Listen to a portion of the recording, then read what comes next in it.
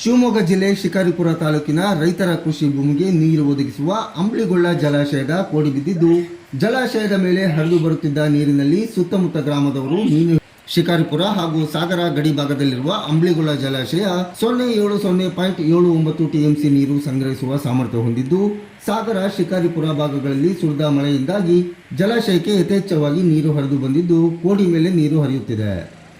ತಾಲೂಕಿನ 3200 ಹೆಕ್ಟೇರ್ ಕೃಷಿ ಭೂಮಿಗೆ ಜಲಾಶಯ ನೀರು ಒದಗಿಸುತ್ತಿದ್ದು, ಡ್ಯಾಂ ಭರ್ತಿಯಾದ ಹಿನ್ನೆಲೆ ರೈತರು ಸಂತಸಗೊಂಡು ಕೃಷಿ ಚಟುವಟಿಕೆಗೆ ಸಿದ್ಧತೆ ಮಾಡಿಕೊಳ್ಳುತ್ತಿದ್ದಾರೆ. ಇನ್ನೊಂದೆಡೆ ಮಳೆಗಾಗಿ ವರ್ಷಗಟ್ಟಲೆ ಕಾಯುವುದಲ್ಲದೆ ಜಲಾಶಯದ ಕೆಳಗೆ ಸಾಲುಗಟ್ಟಿ ನಿಂತ ಗ್ರಾಮದ ಮೀನು ಹಿಡಿಯುವ ಆಸಕ್ತರು ಸಣ್ಣ ಬಲೆಗಳಲ್ಲಿ ಮೀನು ಹಿಡಿಯಲು ಗಂಟೆಗಟ್ಟಲೆ ಕಾಯುವ ದೃಶ್ಯಗಳು ಕಂಡುಬಂದಿದೆ.